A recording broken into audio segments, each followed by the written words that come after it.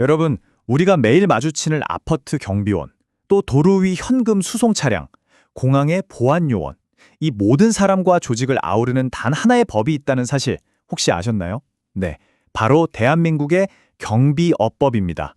오늘 이 법의 설계도를 한번 속 시원하게 들여다보겠습니다. 자, 오늘 우리가 함께 살펴볼 내용입니다. 먼저 경비업법이 도대체 뭔지, 그 목적부터 시작해서요.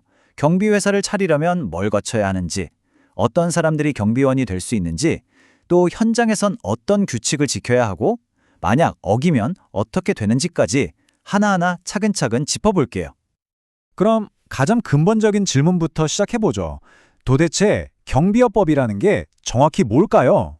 그리고 왜 우리 사회에 이 법이 꼭 필요한 걸까요? 우선 법에서 정의하는 경비업이 뭔지부터 알아야겠죠? 생각보다 아주 간단 명료합니다. 법이 딱 정해놓은 6가지 경비 업무가 있거든요. 이 중에 단 하나라도 계약을 맺고 서비스를 제공한다면 그게 바로 경비업이 되는 겁니다.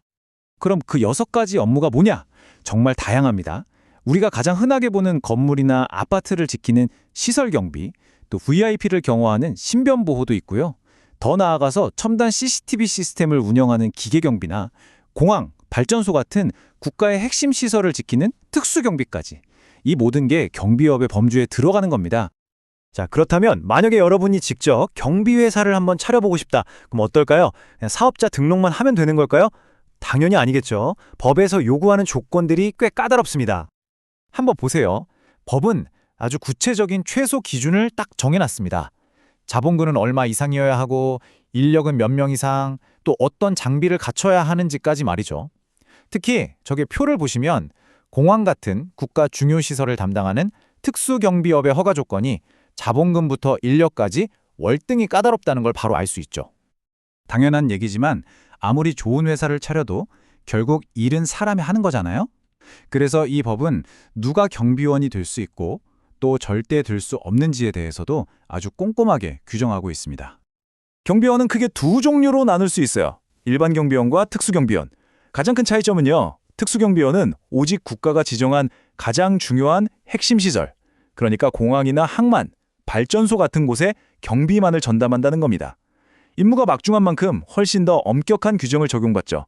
사실 여기서 정말 흥미로운 부분은 바로 이 결격 사유입니다. 누가 경비원이 될 수 없는가를 정해놓은 거죠. 예를 들어 만 18세 미만이거나 특정 범죄 기록이 있는 사람은 이 업무를 맡을 수 없도록 목박아 놨어요. 그만큼 우리 사회의 안전을 다루는 역할이기 때문에 최소한의 자격 기준을 두는 겁니다. 그리고 이 경비원들을 현장에서 지도하고 감독하는 아주 중요한 역할이 있는데요. 바로 경비 지도사입니다. 이들은 그냥 되는 게 아니라 국가가 시행하는 시험에 합격해야만 자격증을 받을 수 있는 전문가들이죠. 네, 맞습니다. 그냥 유니폼 입는다고 바로 현장에 투입될 수 있는 게 절대 아니에요. 이 법에 따르면 경비원과 그들을 관리하는 경비지도사 모두 반드시 아주 체계적이고 엄격한 교육 과정을 거쳐야만 합니다. 경비지도사가 되려면 총 2단계의 국가시험을 통과해야 하는데요. 이 도넛 차트를 보시면 1차 시험 과목만 봐도 법학개론부터 민간경비론, 경비업법까지 정말 전문적인 지식을 요구한다는 걸 알 수 있습니다. 단순한 직업이 아니라 전문 분야라는 거죠. 경비원들에게 교육은 그냥 한 번 받고 끝나는 게 아닙니다. 일종의 지속적인 과정이라고 봐야 해요. 처음 채용되면 무조건 신임 교육을 받아야 하고요. 그 후에도 현장 기술을 계속 유지하고 발전시키기 위해 매달 직무 교육을 받게 되어 있습니다. 자, 이렇게 힘든 교육까지 다 마친 경비원들, 이제 현장에 투입되겠죠? 그럼 현장에서는 어떤 규칙을 지켜야 할까요? 복장부터 장비까지 법이 정한 디테일한 현장 규칙들을 한번 살펴보겠습니다. 현장 규칙 중에 정말 중요한 것 중 하나가 바로 이 복장 규정입니다. 왜냐하면 시민들이 경비원을 보고 경찰이나 군인으로 착각하는 일이 생기면 안 되니까요. 그래서 법으로 제복의 형태를 명확하게 구분하도록 하고 미리 경찰에 신고까지 하도록 규제하는 겁니다. 그럼 법에서 말하는 규정이란 게 과연 얼마나 구체적일까 궁금하시죠? 자, 여기 청원경찰의 기동복 규정을 예시로 한번 자세히 들여다보겠습니다. 정말 깜짝 놀라실 거예요. 이거 정말 놀랍지 않나요? 법 시행 규칙을 보면요. 상의 단추가 플라스틱 재질의 6개여야 한다는 것부터 시작해서 바지 주머니의 정확한 위치, 심지어 엉덩이 쪽 주머니에 단추가 있어야 한다는 것까지 모든 세부 사항이 이렇게나 정밀하게 정의되어 있는 겁니다. 물론 법이라는 건 그냥 이렇게 하세요 하고 끝나면 안 되겠죠. 이 법은 아주 강력한 이빨을 가지고 있습니다. 만약 이 규칙들을 위반하면 아주 명확한 행정처분과 과태료 시스템이 작동하게 됩니다. 이 처벌 시스템을 보면 한 가지 특징이 있어요. 바로 단계적이라는 겁니다.